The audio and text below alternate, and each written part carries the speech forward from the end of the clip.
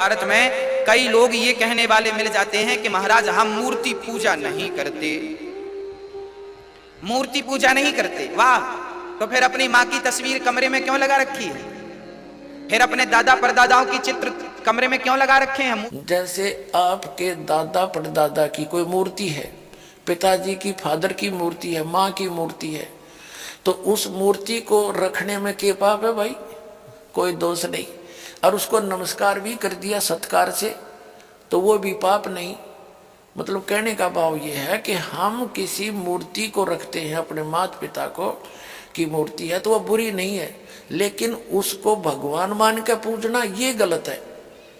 तो हम मूर्ति की पूजा, जैसे हिंदू धर्म से दास खूब परिचित है, ये बेसिक मूर्ति का फूल भी चढ़ावे हैं, उसने नवावे दुआवा भी है और उसका आगे धूप दाप भी दे हैं, पर पूजा तो उसे भी नहीं करते हैं। कोई किसी मंत्र का जाप करता है, कोई गीता का पाठ करता है, कोई पुराण का पाठ करता है।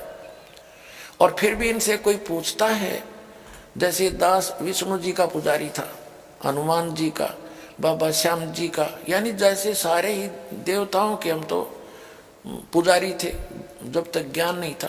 तो फिर भी हमसे कोई पूछता था कि समाधि ध्यान लगाया करो, ध्यान लगाते क्या देखा कि भगवान तो दिखता ही नहीं, वो तो निराकार है। हम फिर भी अन्य परमात्मा को परमात्मा मानते थे, विष्णु जी को अपना इष्ट मानते हुए, साकार मूर्ति रखते हुए भी हम भगवान को कोई अन्य ही माना करते थे। ये हमारा डामाडोल ज्ञान था। अब परमात्मा, जैसे मुसलमान भाई कहते हैं कि हिंदू सब मानते सब खुदा है, तो ये उनकी अल्पज्ञता है, अध्यात्म ज्ञानहीनता है। जैसे वो भी मानते फरिश्ते हैं, उनको देवता कहते फरिश्ते को, हम भी मानते फरिश्ते हैं और देवता है। और वो भी मानते हैं मुसलमान भाई के पूर्ण परमात्मा तो एक ही है, हम भी मानते हैं एक ही है।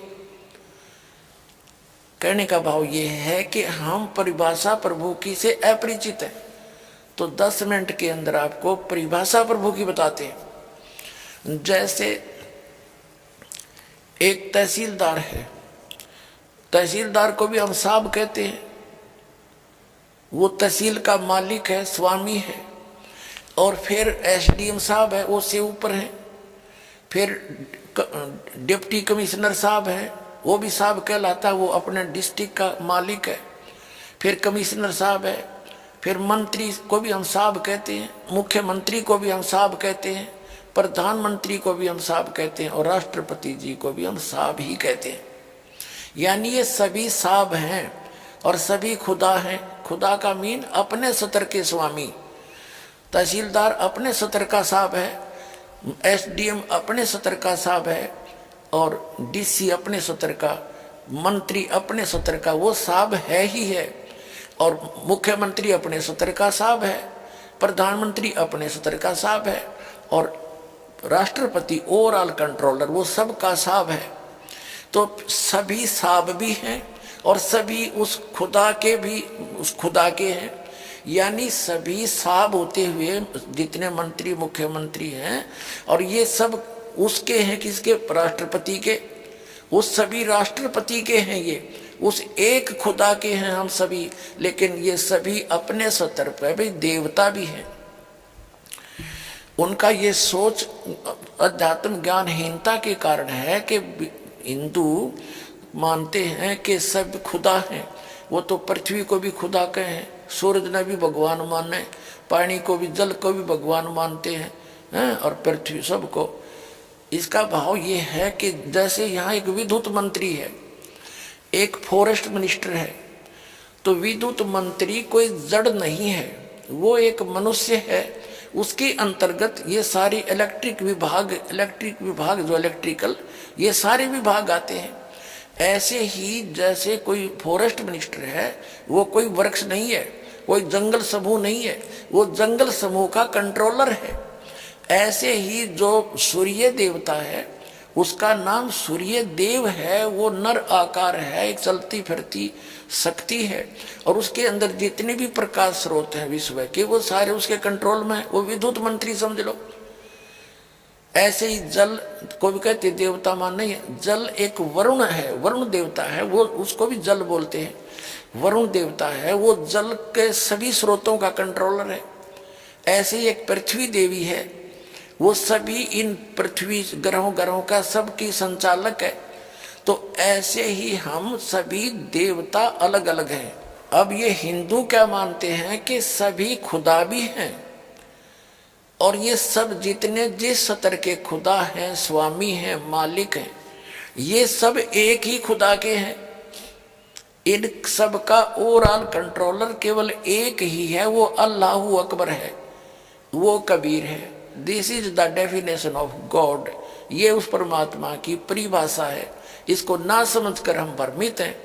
हम अब दास जो प्रयत्न कर रहा है कि उस अल्लाहू अकबर की जानकारी अब दास के पास है, जिसकी न तो हजरत मोहम्मद जी को प्राप्त हुई, क्योंकि हजरत मोहम्मद जी को जिसने ज्ञान दिया वो बड़ा भगवान है, उसकी जानकारी कुरान शरीफ का ज्ञानदाता भी नहीं जानता। वो कहता उसके लिए ये वही है, वो अल्लाहू अकबर जिसने 6 दिन में सृष्टि रची, 7वां दिन तख्त पर जा बैठा। और उसकी खबर किसी बाखबर से पूछो, इससे सवसिद्ध है कि कुरान शरीफ का ज्ञानदाता भी उस अल्लाहू अकबर के से अपरिचित है। उसकी ना भक्ति से परिचित है, ना उसके ज्ञान से परिचित है। वो कौन है, कहाँ है, उससे भी परिचित नहीं है। उसके से ये दास परिचित है, वो बाखबर ये पर दास है। इसके पास आओ और अपना कल्याण कराओ।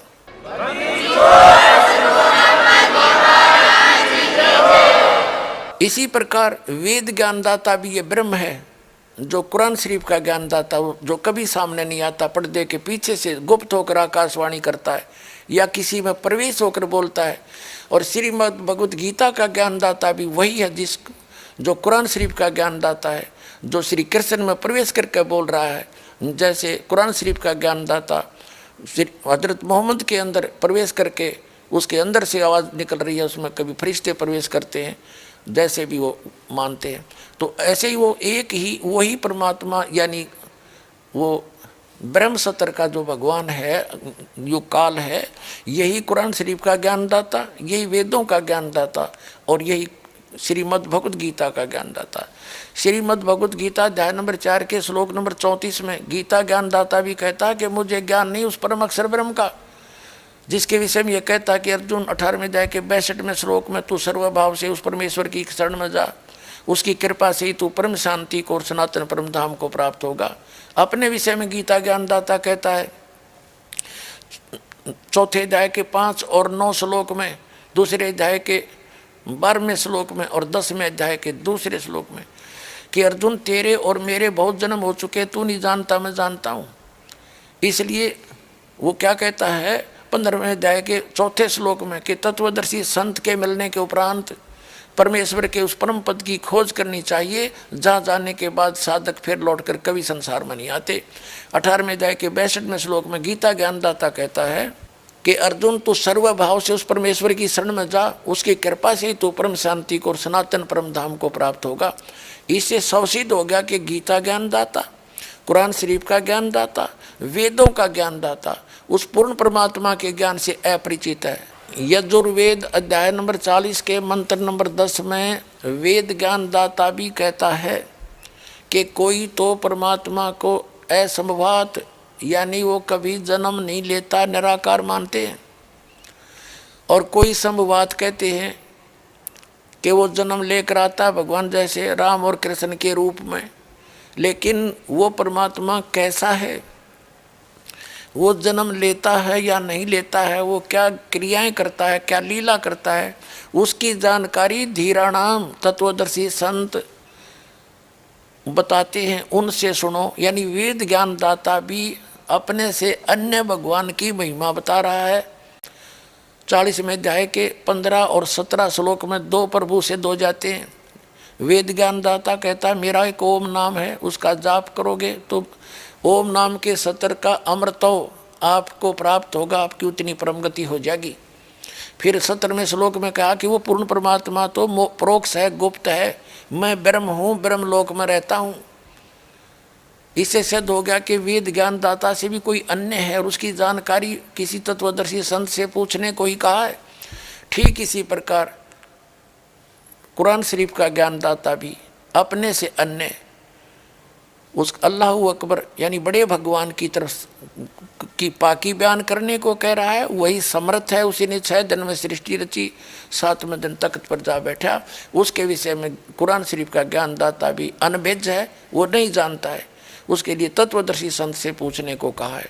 तो वो तत्वदर्शी संत ये दास है। दास के पास कंप्लीट कोर्स है, कंप्लीट स्पिरिचुअल नॉलेज है। आइए और ग्रहण करिए, अपना कल्याण कराइए। बोलो सतगुरुदेव की जय हो।